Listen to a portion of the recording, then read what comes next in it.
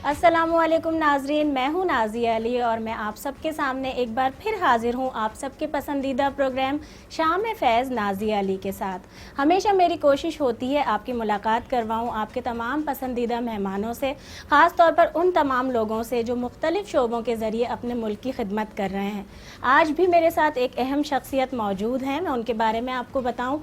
Doctor Salim Haider साहब मेरे साथ मौजूद हैं जब हम बात करते हैं MIT की, महाजिर इत्तेहाद तहरीक की, और ख़ास तौर पर जब सूबे की बात आती है महाजिर सूबे की तो उसके बानी भी हैं। तहरीक जो चल रही है महाजिर सूबा तहरीक, हम उनसे बड़ी मज़े की आज बातें करेंगे, ना सिर्फ सियासत पर बल्कि उनकी ज़िंदगी के बारे में भी। अस्सलामुअलैकुम। सबसे पहले आपको वेलकम करूँगी शाम फैज़ नाज़िया अली के साथ में। कैसे हैं, खैरियत से? बिल्कुल माशाल्लाह, बहुत शुक्रिया, आपको भी मैं खुशामदीद कहता हूं। जी अच्छा, हमेशा जब आप नाजरीन देख रहे होते हैं ना, बात होती है कि भाई सलीम हैदर साहब, तो तहरीक की बात हो रही होती है और महाजिरों के हुकूक के लिए बात हो रही होती है। आज आप कुछ तैयार भी हैं क्योंकि आपकी कुछ यादें भी रिकॉल करवाई जाएंगी बचपन की। बिल्कुल। अच्छा सलीम भाई, कुछ बचपन के बारे में अपने बताइए कि कहाँ परवरिश और पैदाइश हुई आपकी? इसी शहर में कराची में हुई? पेरेंट्स के बारे में बताइए। मेरी पैदाइश जो है वो हैदराबाद में, जो कराची के नज़दीक एक छोटा शहर है, हैदराबाद सिंध कहते हैं, तो वहाँ पर हम रहते थे। और मेरे वालिदैन हिजरत करके जब आए इंडिया से तो वो लोग आके हैदराबाद में बसे। और हैदराबाद में जो सबसे नुमायाँ बस्ती है पक्के किले की, जी, तो हम लोग पक्के किले में रहते थे। वो समझ लीजिए उसको कराची का जैसे लियाकताबाद है, ऐसे ही हैदराबाद में पक्का किला है, जहाँ पक्के सच्चे महाजिर सारे पक्के रहते थे। तो वो जो है वहाँ की पैदाइश, उस माहौल के अंदर हम जो है वो हुए और फिर उसी में खेले कूदे। पक्के किले का ग्राउंड जो तारीख़ी ग्राउंड है जलसे और सियासत के लिए, तो हमने वहाँ बचपन में क्रिकेट खेल के और फुटबॉल खेल के जो है। अच्छा, अगर हम वालिदैन की बात करते हैं, जब औलाद होती है तो किसी एक की बहुत ज़्यादा लाडली होती है, उसमें ख़ास तौर पे कुछ था कि वालदा साहिबा के साथ ज़्यादा अटैच थे या वालिद साहब के साथ? कोई यादगार किस्सा भी तो सुना है। हाँ, ज़ाहिर है कि वालिदैन के साथ, पेरेंट्स के साथ तो यादें बहुत इतनी ज़्यादा हैं, लेकिन मेरे वालिद का इंतकाल जल्द हो गया था। अच्छा, क्या एज थी उस वक्त आपकी? उस वक्त मैं जो है वो कोई 25 साल का था। अच्छा, मतलब वालदा से बहुत पहले। वालदा मेरी अभी कोई 5-6 साल। अच्छा, बहन भाइयों का बताइए ना, बहन भाई की। मेरे जो है मेरे अलावा जो है वो 4 भाई और हैं और एक ही बहन है मेरे।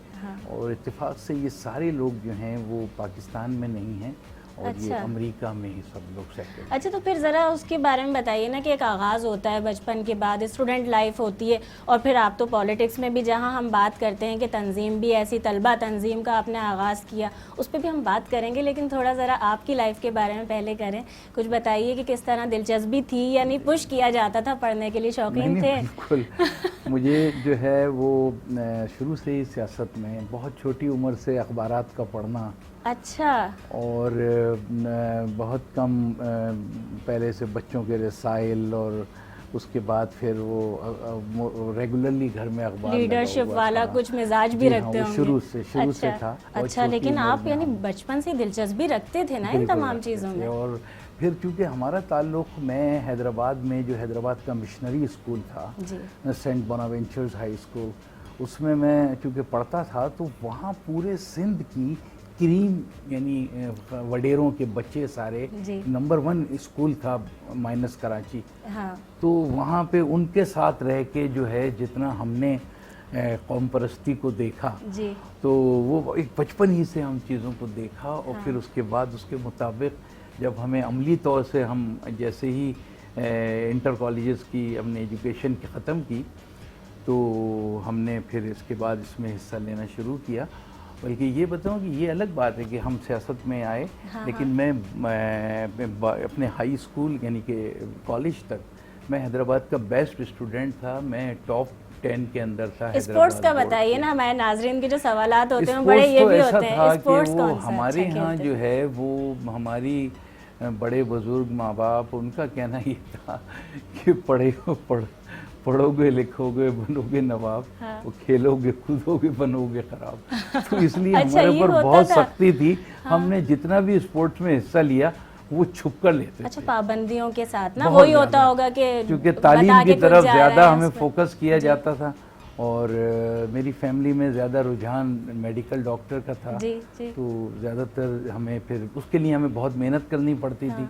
और हम जब तक ग्रो के कॉलेज में आए तो उस वक्त की हुकूमत ने एक कोटा सिस्टम लगा दिया था जी। तो उसकी वजह से बहुत मुश्किल हो गया था सिंध में रहने वाले उर्दू बोलने वाले महाजरों के लिए कि वो किसी प्रोफेशनल एजुकेशन में जा सकें। मुझसे पहले मेरे बड़े भाइयों में 2 भाई सिर्फ कोटा सिस्टम की वजह से अपनी पसंद की तालीम नहीं हासिल कर सके थे। तो उसके बाद मेरे ऊपर आके बहुत ज़्यादा प्रेशर था माँ बाप का कि मैंने किसी भी तरीके से जो है ना ब्रेक करना है, क्योंकि ये वालिदैन की ख्वाहिशात होती हैं, मोहब्बत होती है उनकी। मेरी वालदा की सबसे ज़्यादा जो है ये ख्वाहिश थी। तो अल्हम्दुलिल्लाह तो उसको हमने पूरा किया। हालांकि मेरी खुद की ख्वाहिश डॉक्टर बनने की नहीं थी। अच्छा, मैं आर्किटेक्ट बनना चाहता था। अच्छा, इस पे हम बात करेंगे, लेकिन अब जब आर्किटेक्ट की बात आ गई है तो बड़ी दिलचस्पी भी बढ़ गई है कि क्या किस तरह से सोचा था। वक्त हो गया ब्रेक का नाज़रीन, देखते रहिए शाम फैज़ नाज़ी अली के साथ। अभी हाजिर होते हैं ब्रेक के बाद।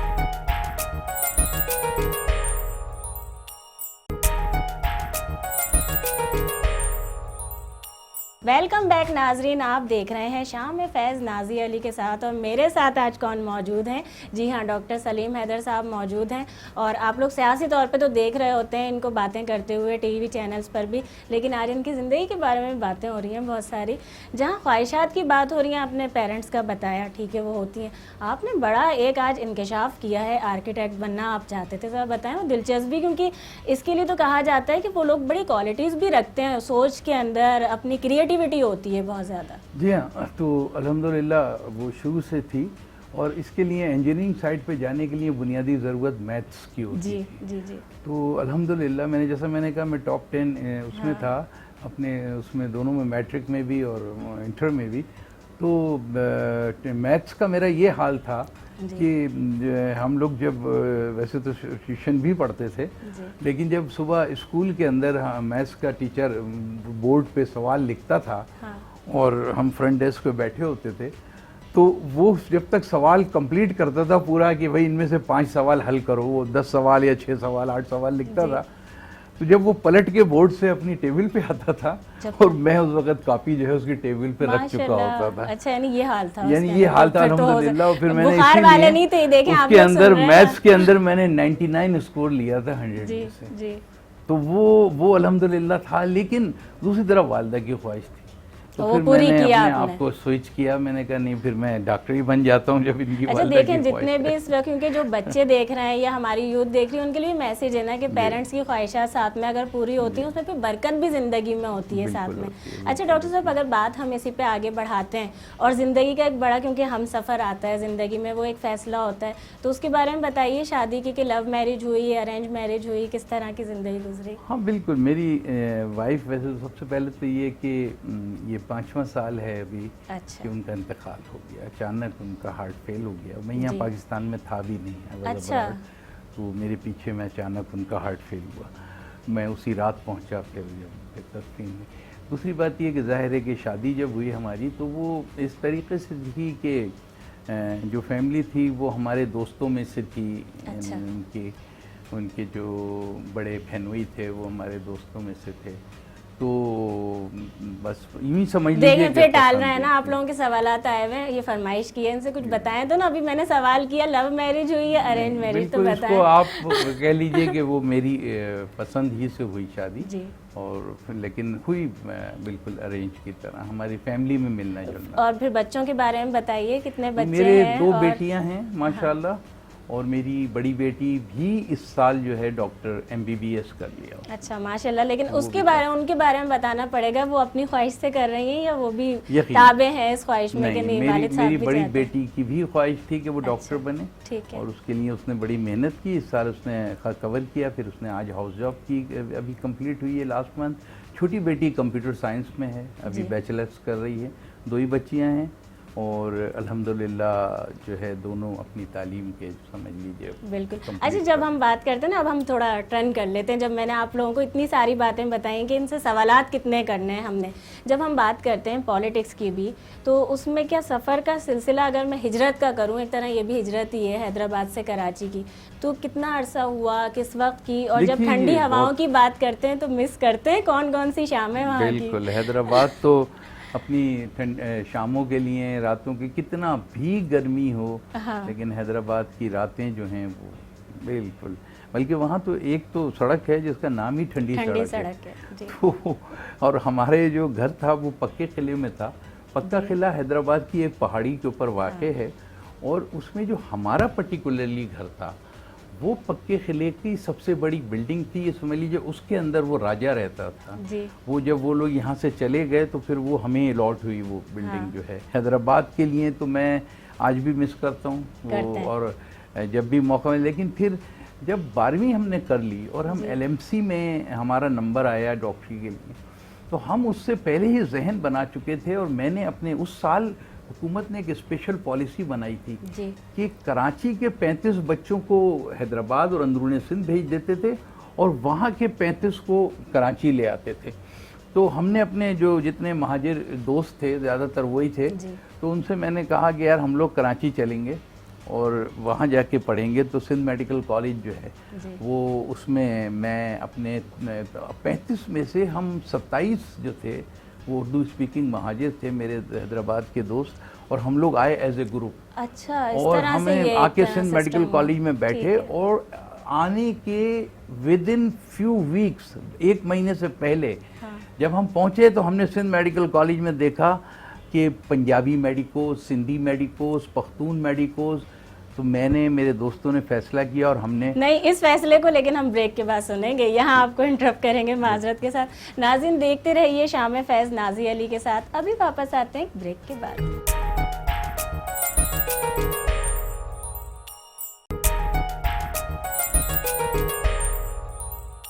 जी, तो नाजरीन, ब्रेक से हम वापस आ गए हैं। आप सब देख रहे हैं शाम फैज़ नाज़ी अली के साथ, और ब्रेक से पहले मैंने बड़ी माजरत के साथ इंटरप्ट किया था, और जब बात हो रही थी ना, ये फ़ैसला अपना बता रहे थे, कौमियतें बता चुके थे, तो उसी में फिर मैंने कहा मैं ख़ुद सवाल कर लेती हूँ एक, कि जहाँ हम बात करते हैं APMSO की, एक तलबा तंजीम, तो उसमें जहाँ बात होती है बानी MQM की, तो उनके साथ जो नौजवान मौजूद थे, तो हम बानियान बात करते हैं, उनमें से आप एक हैं। अगर मैं बात करती हूँ कि ये सोच क्या उसी का हिस्सा थी जो चीज़ें ब्रेक से पहले हो रही थी, किस तरह से सोचा, कैसे आगाज़ किया, और क्या तादाद थी उस वक्त का, कुछ बताइए, क्या नज़रिया था? देखिए, ये जो मैंने जैसे कहा, पहले सिंध मेडिकल कॉलेज में आने के बाद महाजिर मेडिकोस बनाई, तो हमारे एक सीनियर दोस्त थे जो चांडका से कराची ट्रांसफ़र करा के आए हुए थे, तो उन्होंने मुझे जो है वो इंट्रोड्यूस किया इनसे, अल्ताफ़ हुसैन और इन लोगों से, जो कि मैं तो हैदराबाद से आया हुआ था, मेरा कराची के दोस्तों से इतना ताल्लुक़ नहीं था। तो फिर एक मीटिंग हमारी हुई अजीज़ाबाद में, जो आज बड़ा मशहूर इलाका कहलाता है, ये मुक्का चौक जो है। तो उस ज़माने में वहाँ चौरंगी होती थी, घास लगी। लियाकत अली खान चौक हो गया। जी हाँ, वो लियाकत अली खान चौक हो गया, लेकिन हम उसे मुक्का चौक ही कहते हैं। और उसको सबसे पहले मुक्का चौक का लफ्ज़ भी जो है ना वो मैंने ही दिया था। हाँ, और वो भी लियाकत अली खान का ही है। तो इसलिए हमने जो है वो वहाँ बैठ के एक मीटिंग हुई, और उसके बाद APMSO के क़याम के सिलसिले में इब्तदाई दिनों में ये फ़ैसला किया कि Jamia Karachi, Dawood engineering university, NED university और मेरा सिंध मेडिकल कॉलेज, हम ये बुनियादी 4 यूनिट थे जहाँ पे हमारी APMSO बनी थी। अच्छा। और बुनियादी तौर से उन बुनियादी अरकान की तादाद 14 या 15 से ज़्यादा नहीं थी जिन्होंने पहले मीटिंगों के अंदर इब्तदाई शिरकत की। और ज़ाहिर है कि उसके अंदर वो जिनका बानियत MQM भी कहते हैं, अल्ताफ़ हुसैन साहब, अज़ीम अहमद तारिक, एक ज़र्री मजीद, आपके साथ ये सब शामिल थे उस वक्त? बिल्कुल शामिल थे। हाँ। तो बस वो फिर उसके बाद तो बड़ा कठिन वक्त था, इसलिए कि ये तंजीम बना तो ली थी APMSO, इसको चलाना बहुत मुश्किल था जी। इसलिए कि हम सब स्टूडेंट थे, पैसे नहीं होते थे, सबके पास 70 और 50 पे घूमते थे, लेकिन हमने रात दिन काम किया।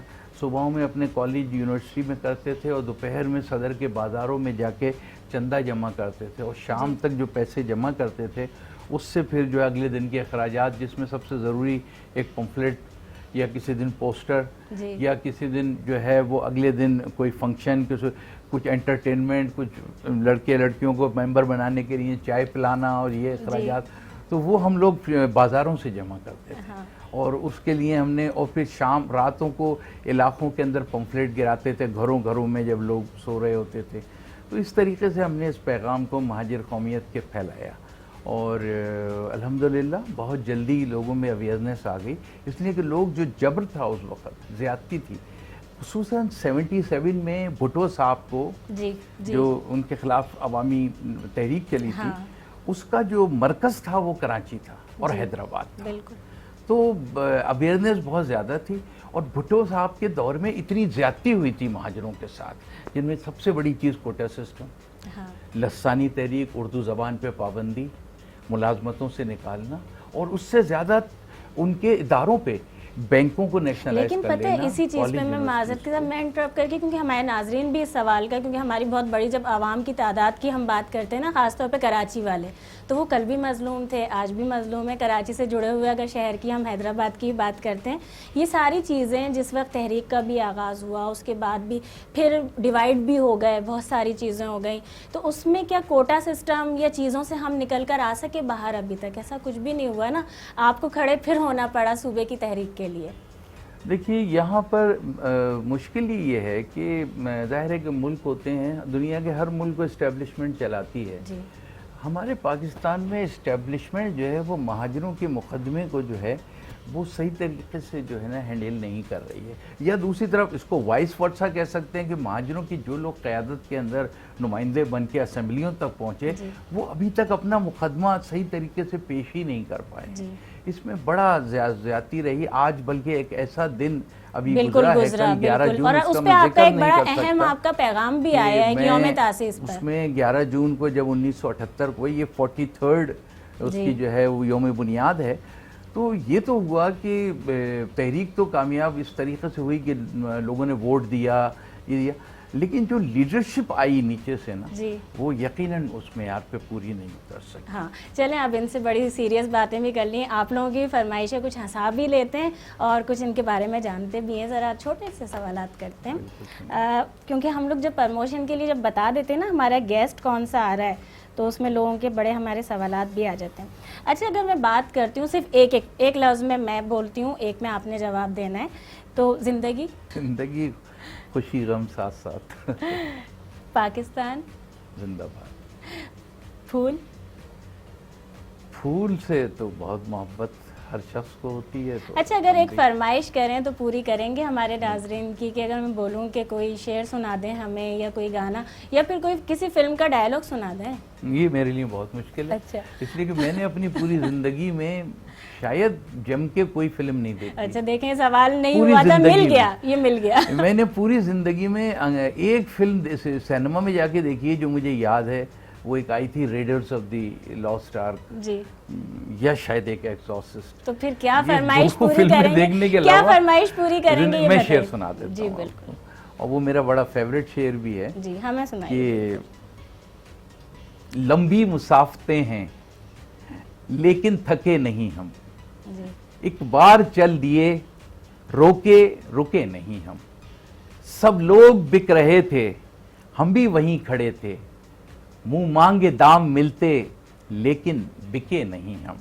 और जिनका वतन नहीं था, इसके अंदर बहुत बड़ा मैसेज है कि जिनका वतन नहीं था उनको बसा दिया है, और अपने नसीब ऐसे अब तक बसे नहीं हम। और मेरी शराफतों को, यानी मेरी कौम की, मेरी शराफतों को मेरा मिजाज जानो जी, कमज़ोर मत समझना अब तक उठे नहीं हम। हमें अब तक हमें उठ नहीं सके, जिस दिन महाजिर कौम उठ गई कोई मसला नहीं रहेगा। बहुत शुक्रिया, और बड़ा हंसी मजाक भी हो गया, लेकिन उसके साथ फिर वही बात है कि ये सच्चाई की बात हो जाती है कि तहरीक की तरफ दोबारा आ गए। थैंक यू सो मच, बहुत शुक्रिया, ये मेरी तरफ से आपके लिए। आपका और आपके टीवी चैनल का बहुत शुक्रिया। बहुत शुक्रिया।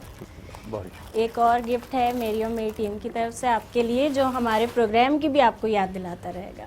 अच्छा, माशाल्लाह, ये तो आपने बहुत शुक्रिया इस पर, तो ये आपने इतनी खूबसूरत यादगार है ना हमारी तरफ से आपके लिए। थैंक यू सो मच, बहुत शुक्रिया। अल्लाह ताला।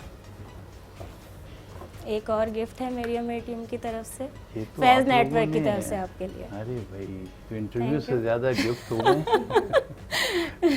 चलो, बहुत थैंक यू शुक्रिया, सो बहुत मच, शुक्रिया। Thank you so much. जी, तो नाजरीन, आपने हमेशा की तरह शाम फैज़ नाज़िया अली के साथ पसंद किया होगा। हमारे प्रोग्राम का भी मकसद यही है और आप सब भी यही चाहते हैं कि हमारा मुल्क हमेशा आबाद रहे और हमारे मुल्क में जितने भी रहने वाले हैं वो खुश रहें, और उसकी तरक्की और खुशहाली जब भी मुमकिन है जब हम सब एक होंगे। और हमें एक होने के लिए जिद्दोजहद करनी है, एक दूसरे से मोहब्बत करनी है, और इसी तरह से अगर हमें कोई भी प्लेटफॉर्म मिलता है उससे खुशियों का पैगाम बांटना है। मुझे नाज़िया अली को दीजिए इजाज़त, फिर आप सबसे मुलाकात होगी। अल्लाह हाफिज़। पाकिस्तान जिंदाबाद।